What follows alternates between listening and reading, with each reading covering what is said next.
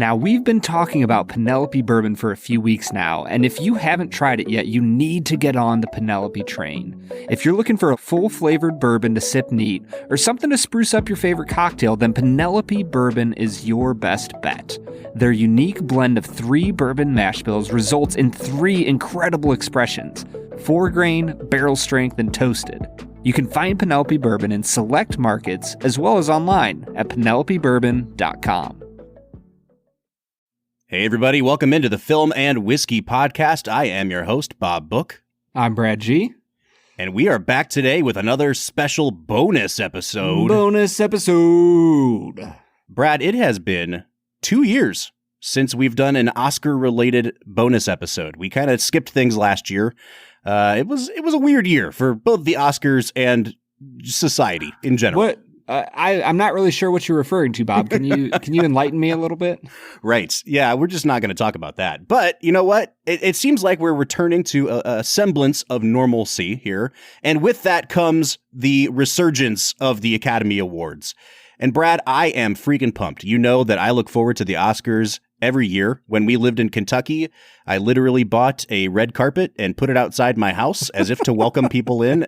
But the fact is, I don't want to watch the Oscars with anybody else. It's like when I'm watching a really important Cavs or, Cleveland Guardians game that I don't want to be disturbed. I want to see how my predictions do. I get really into this stuff.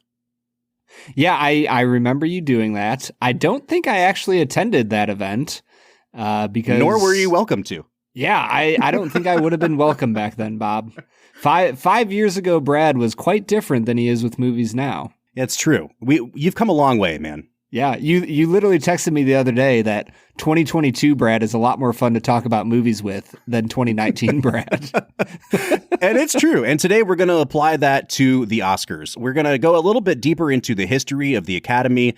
And our topic for today, Brad, is going to be how to fix the Oscars telecast. We're going to do it. We're going to solve that problem right here today. There's an Oscars telecast, Bob? Exactly. I think that's part of the problem right there. And in order to do that, we have a very special guest with us today. It is film critic Daniel Joyaux. Daniel has been writing professionally about film and about the Oscars since 2016. He's had bylines in Vanity Fair, The Verge, IndieWire, Movie Maker magazine, among many, many others. I found a thread of his on Twitter where he said that he was going to fix the Oscars. And he didn't do it in quite those terms, but he pitched his idea for fixing the Oscars telecast. And Brad, I had been kind of planning out this episode for the last few months and writing my little notes, tinkering with what I thought would fix it. And I read his thing and I was like, well, it's fixed now. He did it. So let's just bring him on the show and he can present his findings, because I'm pretty sure it is the definitive way to fix the Oscars. Daniel, that is about the best possible intro I can think of to give you. You've done it. Eureka. It's fixed. How are you today, man? I'm good. Thank you so much. I appreciate that intro. Yeah, Daniel, I will not lie to you. He literally texted me and was like, holy shit, this dude actually fixed the Oscars perfectly. I don't know what to do with my life right now. Yeah, it was a moment of it was like Amadeus and Salieri. Someone came along and I was like, I'm impressed, but what do I do now? I love that scene so much. It's, I always say, there are people with talent and then there are people with talent. It's like you think you're a great basketball player, you get drafted in the NBA, and then, Steph Curry or Chris Paul, yep, breaks your ankles. And it's like, nope, not that good. Yeah, exactly. As somebody who ran a lot of track, I always like to just use the analogy of I can run certain times. I could train like an Olympic athlete. I could just move beyond all barriers to be the best runner I could be. But there's going to be somebody out there who's just plain and simple faster than me. Yep. And there's nothing I can do about it. And it really kind of helps identify me. I understand now why Brad's been referring to me as the Detlef Schrempf of film criticism for the last week and a half here. So it all makes sense now. Hey, there is a place for people that maximize the ability they possess. That's right. That is the best thing anybody's ever said to Bob. All right, we're moving away from that. Daniel, I do want to talk a little bit about the Academy as a thing, right? We had an episode a couple years ago where Brad and I did our Oscars picks. We talked a little bit about kind of the state of the telecast, but we've never really taken a deep dive into the concept of like, what is the Academy? And Brad, I guess my first question for you then is, how familiar are you with the concept of the Academy? Yeah, I mean, I know that it is an organization that I guess it sets up voting on awards and like organizes it. If like level 1 is the Academy does awards, I feel like I'm at level 1.1 in knowing that right. like they don't necessarily choose the awards. They set up the process of how people choose it. Because isn't there like there's people in the Academy and then there's like actors who have won awards before. And I am out of the loop. So I need to know more. Well, and you know, just so I can flex my Detlef Schrempf muscles just for a hot second before I throw over to him. You know, the Academy has been around since, I believe, 1927. It was originally founded, it kind of spearheaded by Louis B. Mayer, the head of MGM, who was kind of reading the tea leaves around Hollywood and seeing that there were some labor movements starting and that people were going to unionize. And in particular, it was all of the technicians. And he kind of saw that, okay, if this goes through, the actors are going to want to unionize and the directors are going to want to unionize. And so not wanting that to happen and to keep costs down, he kind of came up with this idea. He invited, I think it was like 36 people to this kind of big secret meeting and basically told them, you are all now members of this super elite club we're going to make, and we're going to call it the Academy of Motion Picture Arts and Sciences because it sounds big and important. That is a pretty cool name. Yeah. And I mean, it was originally, as far as I can tell, set up to basically be like an arbitration group for labor disputes so that they could avoid unionizing in Hollywood. And eventually they kind of folded in this component of maybe we should kind of give out some merit awards as well. Maybe we should kind of throw a bone to the people that we're screwing over labor wise. And within a few years, it really became apparent that this awards banquet that they were holding in private at that point could really drive box office. It was driving public interest and opinion. And so eventually the Academy pivoted to really focusing less on the labor dispute thing and more on let's give out awards. I don't know, Daniel, is that a fair assessment? Yeah, everything you said is accurate. I think that's a pretty good way to sum it up. In terms of explaining how the Academy works in relation to the Oscars, there are varying levels of inside baseball I could go. So give me like a 1 to 10 barometer of how, esoteric you want me to get with the explanation. Let's keep it at like a level 2 for now. Okay. So the most simple way I can explain it is the Academy of Motion Picture Arts and Sciences currently has about 9,000 members. It's divided into 17 branches. Each branch is a discipline of film. So there's an actor's branch, a film editor's branch, a music branch, costume designer's branch, director's branch, et cetera, et cetera. Each of those branches on their own elects 3 governors of their branch to kind of, speak for the branch, essentially. So the Academy Board of Governors is like 54 people, I believe. But so the way the Academy works is, theoretically, the membership is supposed to be the best of the film community. Any branch can invite whomever they want into their branch. They just have to kind of agree that, yes, this person is good enough to be in the Academy.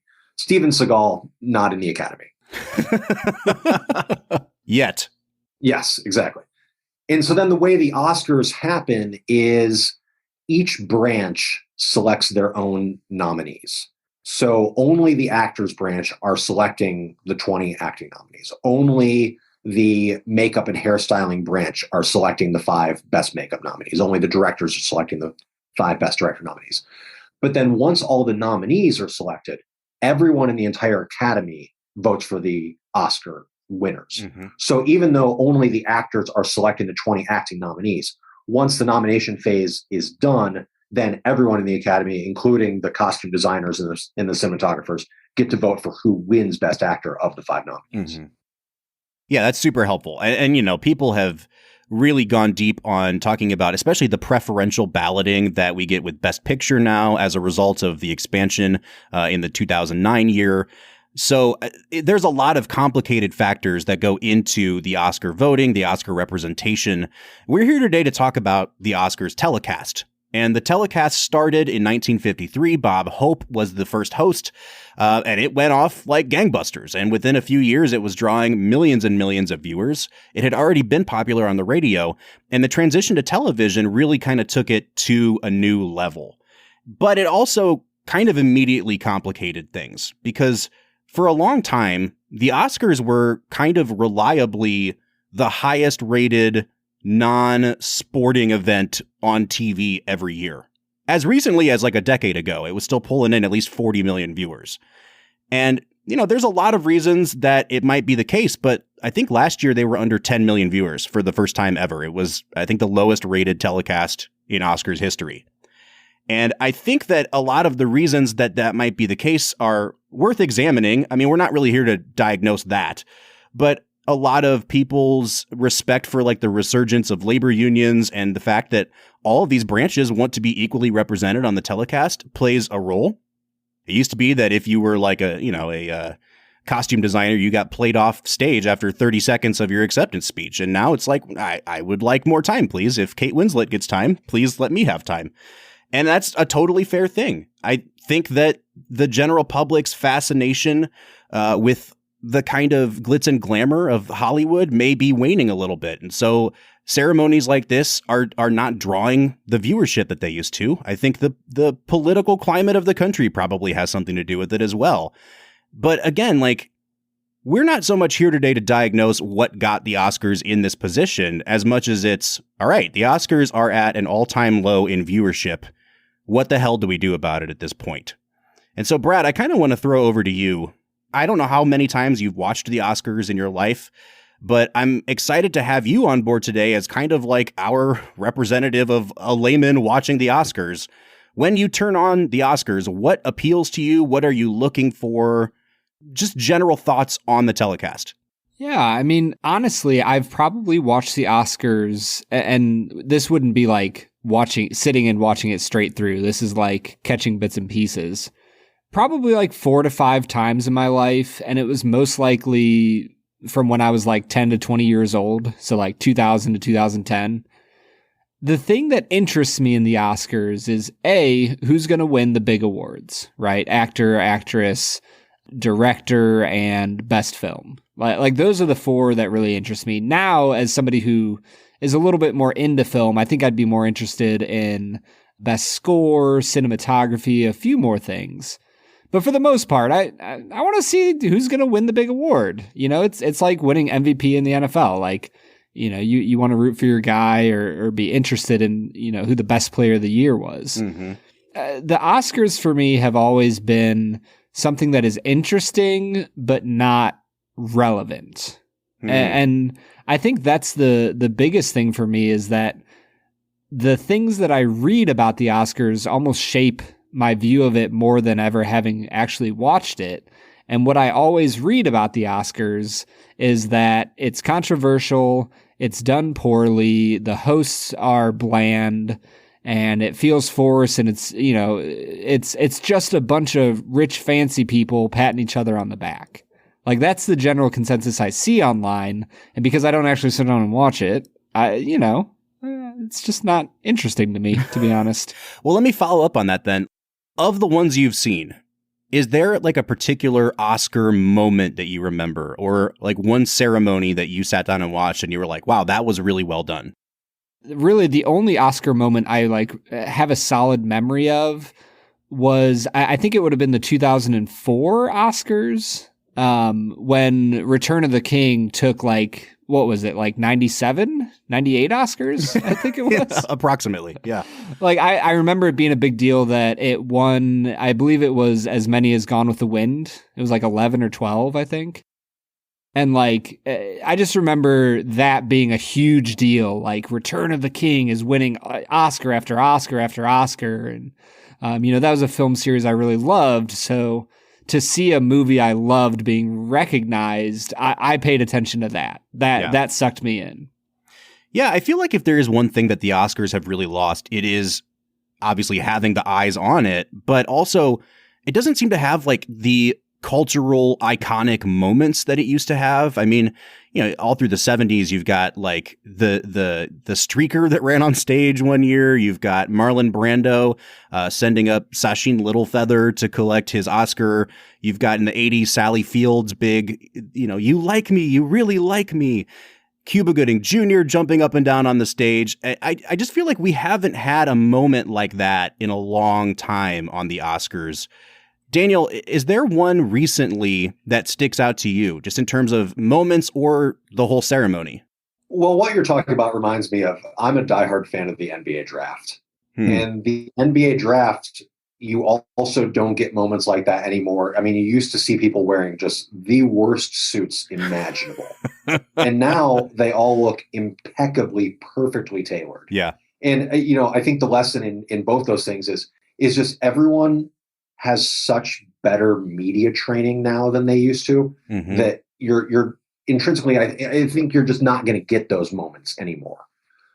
But there are still moments, I think, that have that magic. I mean, one of my random favorite moments of recent-ish Oscars was in 2015 when Eddie Redmayne won Best Actor for The Theory of Everything, where he played Stephen Hawking.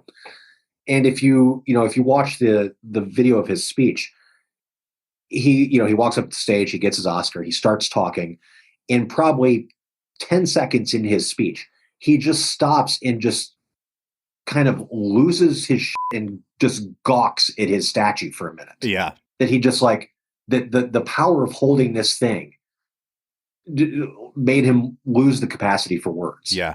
And I love moments like that. And I think that's why we care about watching acceptance speeches, is for moments like that. Yeah. It's fascinating to me because you strive, like, I'm with you, Daniel. I think you strive for moments like that where people are really overwhelmed at the awe of winning this huge award. Like this is a lifetime type of achievement that not a ton of people have.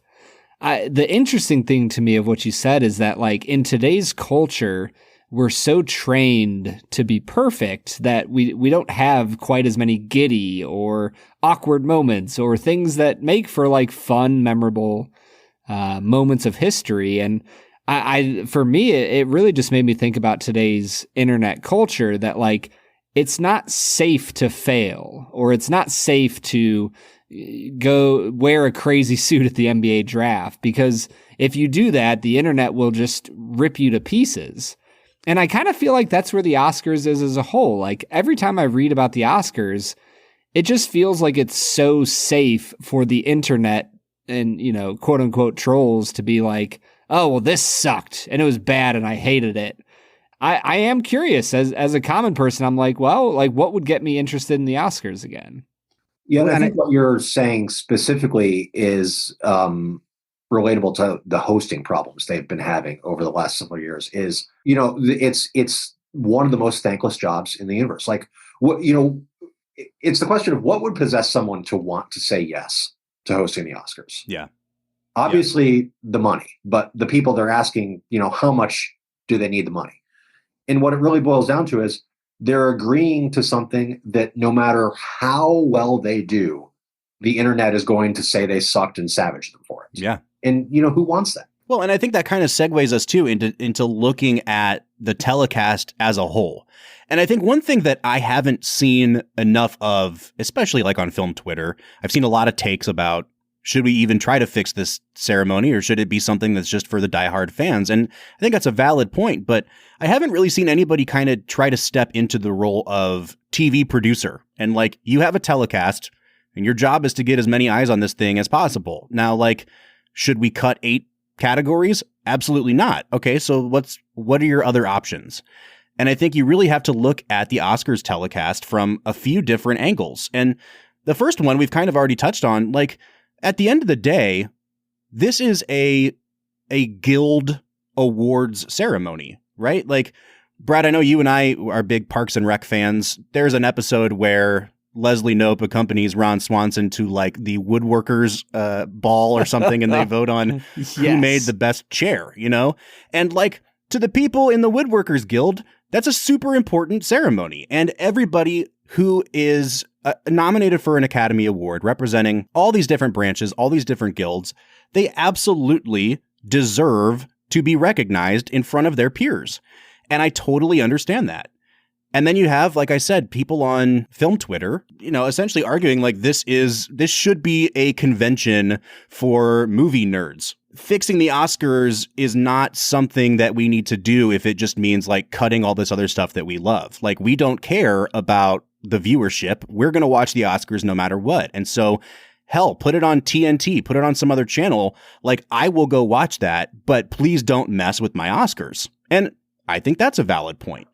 But then I think you also have to look at it through the lens of this is a highly produced television show that is designed to get viewers. And so that's kind of where this rub happens. I don't know that you can keep all three of those groups happy. I don't know. I think like most of the solutions that I've seen don't really take into consideration the ABC side of things. And Daniel, maybe you can fill our listeners in a little bit. Over the last few weeks, there has been some controversy surrounding what ABC has kind of mandated of the Academy for this telecast in particular and moving forward. So can you give a little bit of background on that? Yeah, so this first started about 3 years ago when the Oscars tried to cut 5 categories from the telecast, and they got such blowback that they reversed course. Then it happened again this year, and this year they decided to cut 8 categories from the telecast. Mm-hmm. And at first there was kind of a mystery of like, who wants to do this? Who thinks this is a good idea? It seems to have come out in the last week or two that the Academy isn't even behind this or wanting to do it, and they're basically being forced by their contract with ABC to do it. One report that came out even said allegedly that ABC said to the Academy, you have to cut 12 categories or we're not even going to air the show. Wow. So that seems to be the position the Academy is in. Yeah, which is not an enviable position by by any means. So like, Brad, I guess like I'm going to throw it over to you right now. Having heard all this and trying to take into consideration all the different people they're trying to please, but also yourself just as, kind of our everyman today. When you sit down on your couch and you have the option of turning on the Oscars, like, what do you think are some practical things that could be done that would draw you in a little more? Honestly, I think having less of a production value with the announcers or, the host, like, there's just something cringy about almost any award show. And this is like, it could be the AMA, it could be not just the Oscars, but there's just something cringy when you have big name people doing very obviously scripted things, is that it feels so scripted. It doesn't feel natural. It doesn't feel smooth. And so I almost wish that they would just not give anyone a script, not give anyone like what they need to do. Just say, hey, like, you go be you and tell us who won Best Picture. Absolute chaos is what you're advocating for here. Oh, anarchy. Complete absolute anarchy. Yeah, just hand the microphone to whatever stand-up comedian is most popular at the time and let him wreak havoc like what's Ricky Gervais did a few years ago at the Golden Globes. That's the solution to everything. I will say, like, if I can rule out any possible fix, I keep seeing people saying, like, the Oscars need to add more categories, if anything. Like, there should be a stunt choreography category, and there should be a best vocal performance in an animated movie or whatever. Like, if the Oscars are too long and too bloated as it is, like, just being able to give Dwayne "The Rock" Johnson an Oscar for Moana is not going to draw more people into watching it. I don't understand how adding things is going to like fix this problem. You just got to lean into the curve, man. It's just like in cars. You gotta turn into the curve, make it as bloated as possible, and somehow that'll get more people. I don't know, Daniel. I'm sure you've heard this argument before. Like, what's your response to that? Yeah, the situation with the categories is right now the Oscars have 23 categories. They did have 24 a few years ago. There were 2 different sound categories. There was sound mixing and sound effects editing that then, I think 2 years ago, merged into the same category. So now we're down to 23 categories. And 23, or when it was 24, is a number that you can do on a 3 or 4 hour show without leaving anyone out. It's really, really difficult to add even one category to that and still make it work in one show. So I think the Oscars are in a position where they either can't add any categories or they can add a dozen and become the Grammys or the Emmys. Right. But just adding one category, the two that are the most called for are either stunts or voice work. And I think they're just too afraid that they don't have the room on the telecast. Mm-hmm. I just want to know, like, where did your love of, film in general, but also the Oscars specifically come from? Like, what is it about the Oscars that you're just like, man, this is just... The other week, Bob and I did a bonus episode on baseball movies. And at the end of Moneyball, Brad Pitt just has that line where they're watching this fat dude hit a home run and he doesn't realize it, and the team is rallying around him, and Brad Pitt sits back and just goes, how can you not see the romance of baseball? So, like, what's that line for you? What is it about the Oscars that you're just like, man, like, how can you not be romantic about the Oscars? There are kind of two answers to that question. There's the personal answer of what literally got me into the Oscars, and then there's the why I continue to care answer.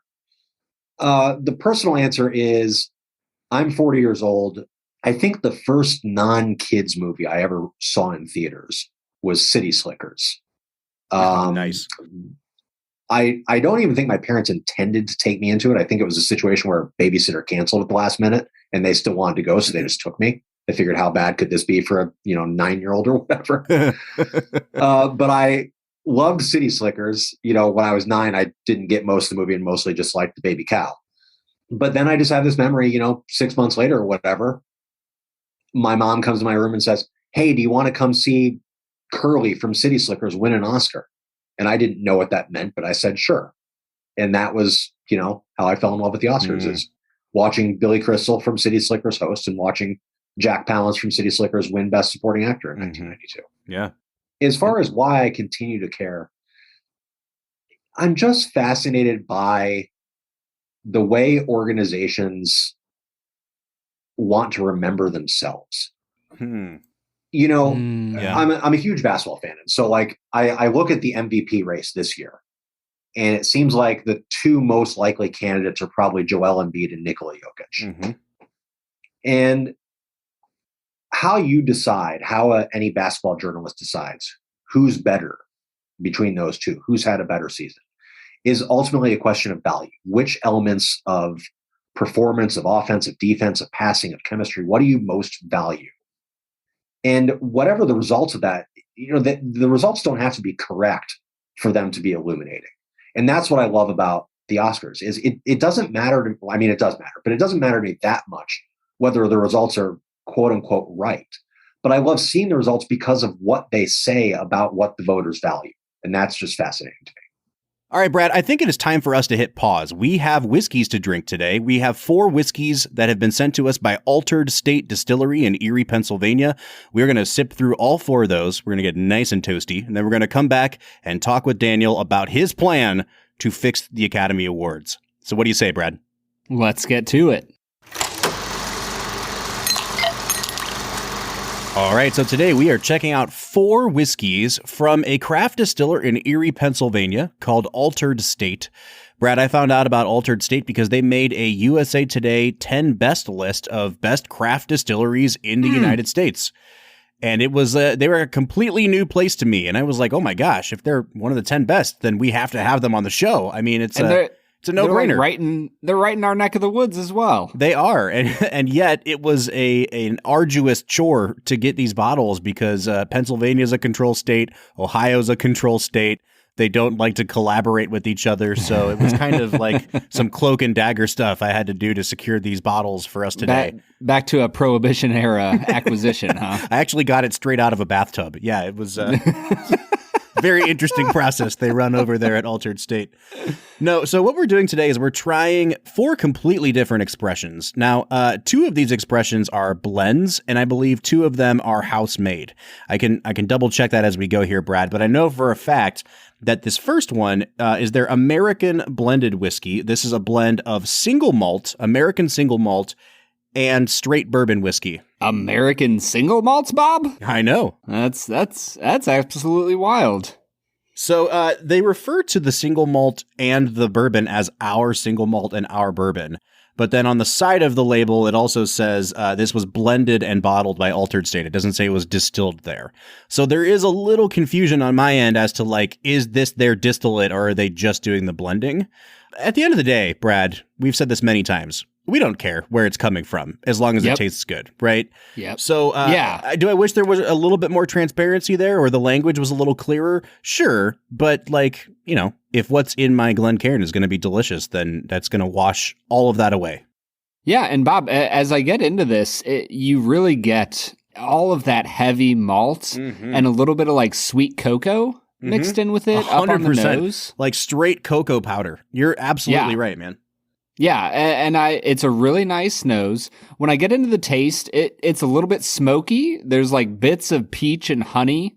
It is a little bit thin, and I will say it tastes a little bit young. I don't know, Bob. Where are you at with the Altered State American? Yeah, I'm in the same spot. And so what they do for this is they use a 4-year-old bourbon, but they blend it with a really young single malt, which I think is really interesting because I would have thought that they would have been taking an older single malt and blending it in with a young bourbon to try to kind of cut that grain forwardness you get.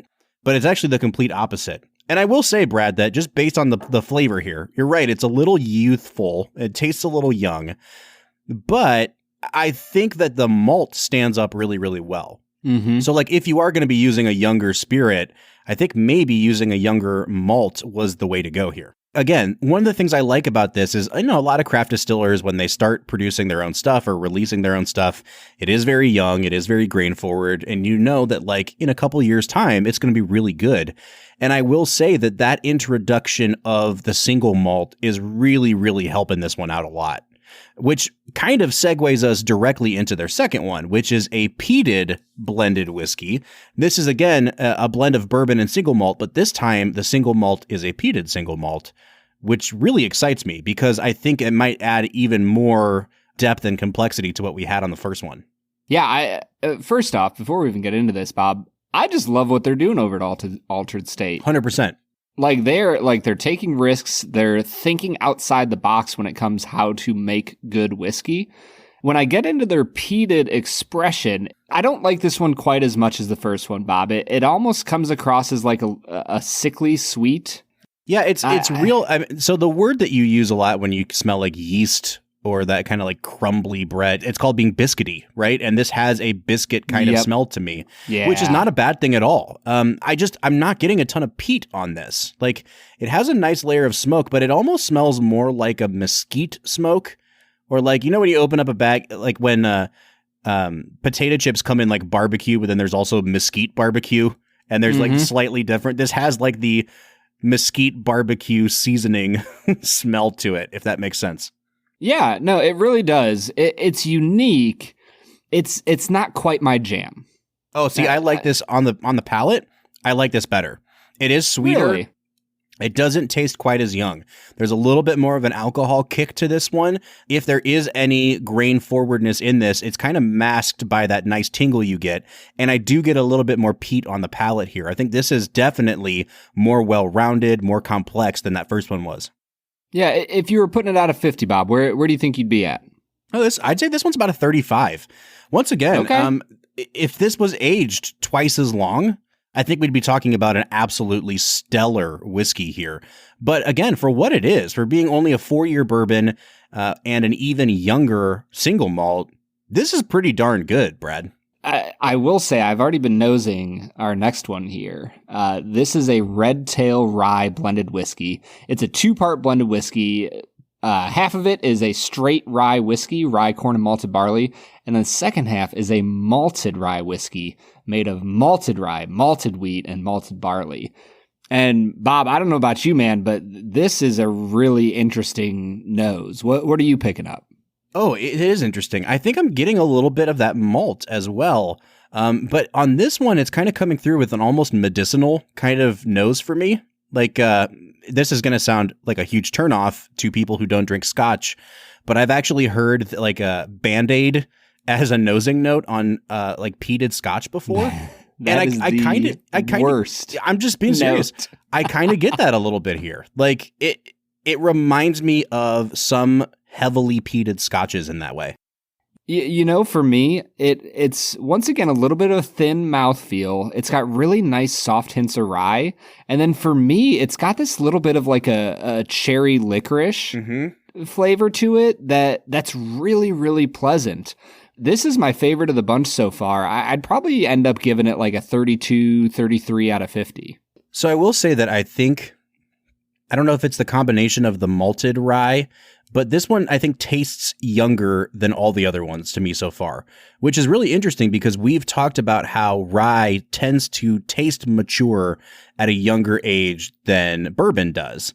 And so this one, like, I get a lot of really nice rye, but right towards the end, I don't know if it is that kind of like smoky malt flavor that's here as well. It just kind of takes on a really young character for me.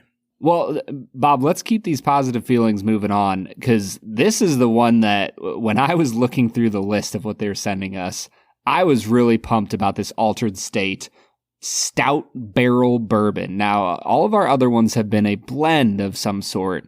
This one is simply a corn rye malted barley bourbon that is finished in a stout beer barrel from Voodoo Brewery. Oh, man. And so this is essentially a double oaked whiskey. And I'm I like this one, man. For me, it's got chocolate, it's got oak, and then it's got some like fruity pebbles on the nose. I'm digging this, dude. Oh yeah, this one has like that when you first pour out Coca-Cola over ice, and it has the fizzy bubbles, the effervescence. Like, it doesn't smell necessarily like Coke as much as it smells like Coke bubbles. I don't know if that makes sense to you, but like it reminds me of that a ton. I'm really digging this. And as you go ahead. Nosing notes, Coke bubbles. No, like as Film and Whiskey Nation knows, Brad and I are not big into IPAs, but as a beer drinker, I really do like stouts. I like porters a lot. I'm big into dark beer. So this one has by far the best color as well, and I think it's because of that finishing in the stout barrels. Brad, I know you've been sipping it. What kind of tasting notes are you picking up here? Dude, this is caramel and coffee. Like, it is just this beautiful blend of like a dark coffee mixed with a little bit of caramel, a little bit of vanilla. Like, this is by far the best one. Yeah, this is not even close, man. This is... And right towards the end, it gets hoppy too. It's not even like I thought at first, like, oh, see, there it is. It's going to go a little bitter because it's young. It's not. It's not grainy at all. It's that really nice hoppy character you get from beer. Man, I'm digging this a lot. Yeah, this is easy, like 37, 38 out of 50. Like, this is a whiskey I would easily recommend somebody buy a bottle of. And again, I don't think we're drinking anything that's higher than 90 proof today. This one right here is 86 proof, which I probably wouldn't have guessed based on the coloration, how complex it is. It has a nice bite to it as well. Man, I'm really impressed with this one, Brad. We're sitting here, we're talking about fixing the Oscars and the problems going on there. And it's just encouraging to see craft distilleries that don't really have a ton to fix. Like, they're putting out phenomenal product. This Altered State Stout Barrel is worth its weight. If you're able to get your hands on some of it, if you're living in Pennsylvania, if you're up in northwestern PA, like, go check out the distillery. Like, they are putting out some really interesting, cool blends. And like I said, Bob, this stout barrel is out of this world. Yeah, 100%, man.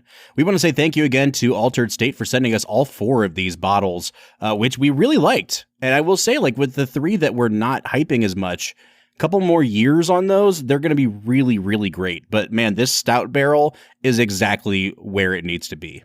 Well, guys, that was Altered State. We are super excited to get back talking with Daniel about how to fix the Oscars. Bob, what say you? Let's get to it, man. All right, so those were 4 whiskeys from Altered State Distillery. We want to say thank you again to them for sending these 4 beautiful bottles to us. We're getting back into talking about the Academy Awards, and it is time for our guest host, to just solve the world's problems. You know, it's an easy thing to do when you are Daniel Joyaux. So without further ado, I'm going to turn it over to you, Daniel. Break down for us what you think is the solution to the Oscars telecast problem. All right. So it's complicated because you're talking, the two biggest questions are, what are the Oscars for and who are they for? What they're for, it seems like the answer is easy. They're for giving out 23 awards. So to me, the most basic sense is you got to keep that. Mm-hmm. You can't cut 8 of them. Right. Who they're for is a trickier question. They're for 2 groups of people, maybe more than 2. They're for casual fans and they're for diehards. Yep. And you can't piss off either group. Mm-hmm. So you got to figure out what both groups want and how to somehow achieve both those things at once, if possible. 2 of the biggest problems I think the Oscars have are both scheduling problems. One is a problem of literally what time of day the Oscars happen. The Oscars traditionally start around 8 p.m., sometimes 8:30 Eastern time. Mm-hmm. That's a terrible idea, I think. The Super Bowl starts at 6:30. Right. The Super Bowl, when it first started, used to not start at 6:30. They, in the first 20 or 30 years of the Super Bowl, I researched this once. I won't remember a lot of the details, but it changed start times constantly. And at one point, the Super Bowl tried starting at 2 p.m. At one point, it was as late as 7, I think. But about 25 years ago, the Super Bowl settled in on a start time of 6:30, and they have not budged from that since. Mm-hmm. And the lesson there is that if you want to have a really long show that you want a hell of a lot of people to watch on a Sunday night, 6:30 is the golden time. The Oscars have not figured that out. And there seems to be this internal idea with the Oscars that the reason people don't watch the whole show, or the reason people turn it off midway through, is because they saw a cinematographer give a speech, and that, either pissed them off or bored the shit out of them or whatever. Right. I don't think that's why people turn off the show. I think they turn off the show because it's Sunday night, it's 11 o'clock, and they have to work in the morning. Right, right. So the first problem of the Oscars is the show needs to start earlier. It should follow the Super Bowl and start at 6:30. Mm-hmm. The second problem of scheduling is the Oscars have a long tradition of never revealing the order of the show. They almost always start with Best Supporting Actress, and they almost always start with, or almost always end with Best Picture, although last year they didn't. That's a whole other story. But beyond those 2 norms, the order of the 21 awards between that shifts a lot. Mm-hmm. I understand the idea behind that is that if people don't know when things are happening, they'll watch the whole thing. However, I actually think that the exact opposite has started happening. That in our, attention deficit commodity world right now, I think that where it used to be the case that if people didn't know what order things would happen in, they would watch the whole thing. Now I think that because people don't know what order things will happen in, they just don't watch any of it. Right, right. You don't want to run a show where the audience doesn't know whether the next thing that's going to happen is Best Documentary Short or Brad Pitt winning Best Supporting Actor for Once Upon a Time in Hollywood. Yeah, exactly. That's a bad idea. Yeah. I think the Oscars should adopt almost a PTI model of having, a rundown on the right of the screen. Like, here's the exact order we're going in. Best Supporting Actor, which we know Brad Pitt's going to win, is exactly 3 awards away. That means you can turn it off for 10 minutes, go make your guac, do whatever. I know that seems anathema to ABC because they don't want people turning off any of the show. But if the 2 choices are turning off some of it or turning off all of it, of course you would rather they turn off some of it. Mm-hmm. And that seems to be where we are right now. Yeah, this might be like too deep of a thought for what we're thinking of here, but like in my mind, it kind of comes down to control. And right now, the majority of human beings in America have massive control over what they can watch at any given moment. They can go on YouTube and watch YouTube shorts. They can go on Netflix and watch TV. So like to watch something where they have zero control over like, oh, I don't know when something is coming. I feel like that would almost cause anxiety to the average American. Yeah. I mean, it used to be people would think, well, Brad Pitt will win an Oscar sometime in the next hour, so I guess I'll just watch for the full hour. Now it's Brad Pitt's going to win an Oscar sometime in the next hour. I can watch his speech on YouTube tomorrow. Why would I spend the next hour watching something I don't want to watch? Right. Well, and I think what I love about the solution that we're gearing up to pitch here is that you don't suggest like, okay, let's just put the show on YouTube or chop it up and make short Twitter clips for everything. Like, we're going to keep the traditional model of keeping it on TV. Now, how do we make that better? Your solution is a really elegant one, and I'm excited for you to share it with our listeners. Okay, so I'll try and break it down. So one of the biggest things that Oscar pundits have been talking about on Twitter lately is that in trying to cut 8 categories, you're sending a message that you want people to watch a show that's fundamentally embarrassed of what it actually is. And that's a really hard sell. Yeah. You don't want to date someone who says, don't date me. And that's kind of what the Oscars are doing right now. Yeah. So my idea is to try and please both the diehards and the layman, is to actually expand the show into almost 2 shows and adopt the Super Bowl model of 2 halves with a lavish halftime. And you have the first half that's kind of the cinephile half, which is where you give out your short Oscars, your cinematography Oscar, your editing Oscar, your documentary Oscar, your foreign film Oscar. Mm-hmm. And then you have your second half, where you give out the acting Oscars, the director Oscar, animated film Oscar, the best song Oscar, and best picture. Mm-hmm. And that way, the people that only care about the awards that are given in the second half have the option to only watch the second half, because that seems to be what viewers want. Viewers want to control, as Brad said, viewers want to control what they're watching. Mm-hmm. They don't want to watch something where they're legitimately worried that they're going to spend the next half hour bored. And look, personally, I am not bored by cinematographers winning Oscars and giving speeches. I live for that. Mm-hmm. But I also know that most of the people I know have no interest in watching that. So what's the happy medium?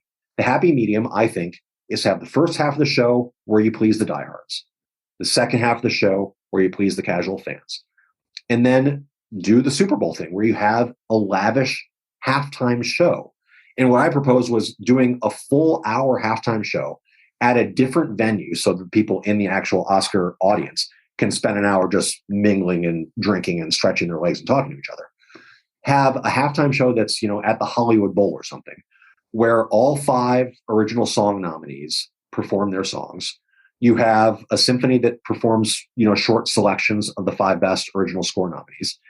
And as with the Super Bowl, where people care about the commercials, all of the commercials that the Oscars do during their halftime show are trailers for upcoming movies. I mean, this has always blown my mind. Why do the Oscars not show trailers? And I know it goes back to this, long ago model of the Oscars are where every Hollywood studio competes on equal ground. And so, none of the studios can take control and show their trailers during the Oscars.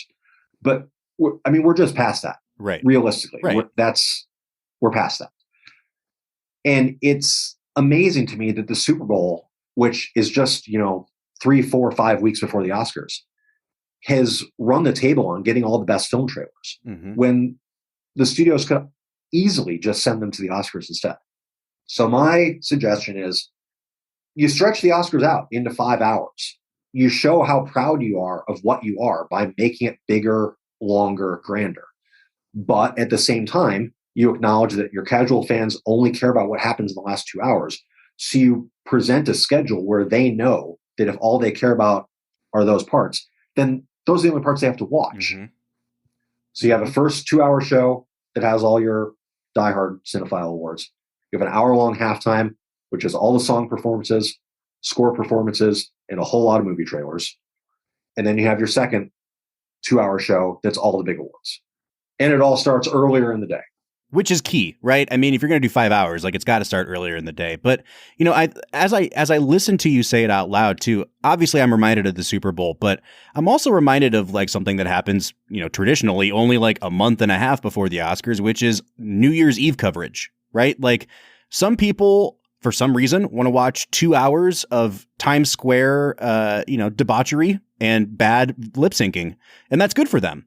And other people want to watch 10 seconds of a ball dropping, and exactly when that's going to happen. And I think that giving people the option to tune in for the ball dropping, the fireworks at the end, is exactly what ABC needs to be moving toward. Yeah. And, one of the analogies I made on the Twitter thread that you talked about is, think about sports and casual fans.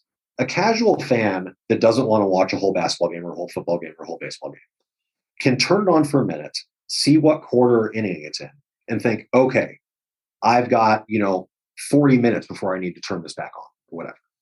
You have that instant recognition of, this is what stage things are at now. This is how long it'll be until the stage where I want to watch.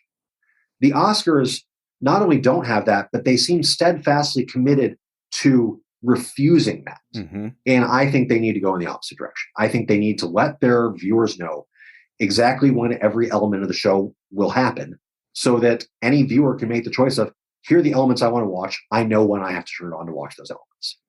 I don't know, Daniel. I think if there's anything we know about humanity, it's that taking choice away from people is just a great idea. It's just the way to go. I see, what you don't realize is I do actually believe that. I think fewer choices are better than more choices. Well, what it sounds like you're saying here, this might be reductionistic, but keep it simple, stupid. Like, tell the people when things are happening, honor everybody equally, and let them make the choice. If they want to tune in, they can. If they don't want to, they don't have to. And like that to me is, that's a pretty reasonable solution. Yeah. Well, and I think that it's a simplistic enough framework too, that if you want to nerd out about it, you can. Like, I've been thinking a ton about your proposed halftime show. And one of the things that it's never appealed to me is all the red carpet stuff before the Oscars, but there have always been people that only tune in for red carpet stuff. And so, if the red carpet is now happening at 3:30 in the afternoon prior to a 5:30 event, a lot of people might miss that. And so you can even, edit in some interviews and some people talking about dresses and everything else into that halftime show between, performances of songs. And I think that would work perfectly well to keep people entertained for an hour. You've talked about having it on an off-site venue. I mean, the Oscars are obviously always held in LA. You've got the LA Philharmonic, who plays down the street at the Walt Disney Symphonic Music Hall, and Disney owns ABC. Like, it is a perfect opportunity to just have the orchestra playing at the venue that specifically references your corporate owner. Like, it seems like a no-brainer to me. And there is one important element that I forgot to mention, and that's the Governor's Awards. The Governor's Awards are the honorary Oscars, and they're called the Governor's Awards because they're given out by the Academy Board of Governors rather than the traditional voting method of, the entire 9,000 Academy membership. Mm-hmm. And the honorary Oscars, they're the Lifetime Achievement Awards. When Sidney Poitier died a month or two ago, one of the clips that was really making the rounds a lot on social media was Denzel Washington winning his Oscar for Training Day in 2002. Yep. And saying, I've been chasing Sidney Poitier for 30 years, and what do? They give him one the same night. And the beauty of that clip is that that's when, they did give Sidney Poitier a Lifetime Achievement Award that night, because that's when the Lifetime Achievement Awards were on the actual Oscar telecast.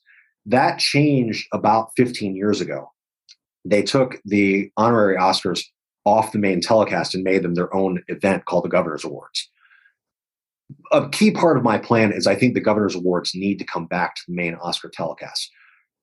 As you said at the beginning, we can argue every reason under the sun that the Oscars have lost a lot of their cultural cachet. Undoubtedly, at least one of those reasons is that the films that win Academy Awards don't hit the cultural zeitgeist the same way they used to. Right. One way to combat that is to bring the Lifetime Achievement Awards back to the main telecast. One of the proposed hosts of the Oscars this year, and supposedly the Academy was trying to get Tom Holland, Spider-Man, to host the Oscars.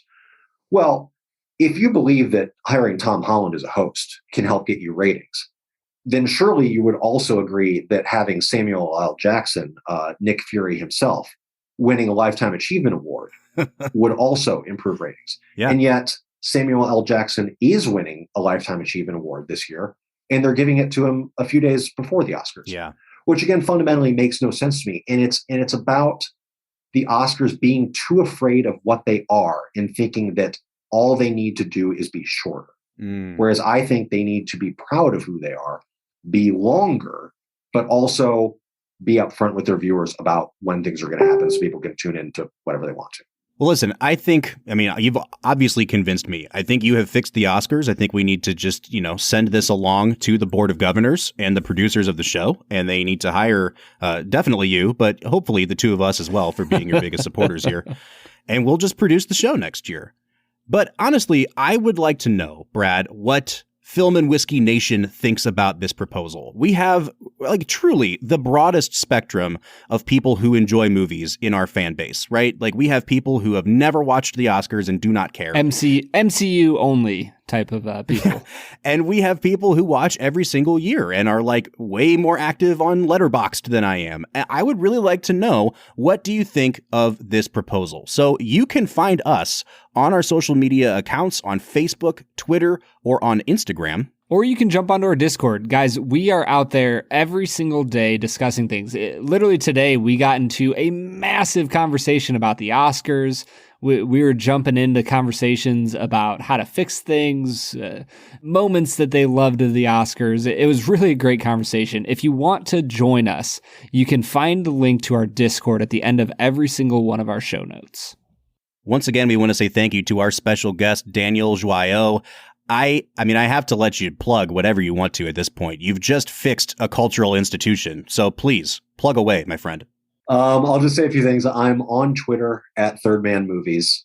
I also write a newsletter of movie streaming recommendations, which you can subscribe to by going to thirdmanmovies.com. And that's spelled out THIRDMAN movies.com. And if you're interested at all in some of the things I've said, I have written 2 articles that you might like. I wrote an article for Vanity Fair probably 2 or 3 years ago about changing the start time of the Oscars and adopting more of a Super Bowl model.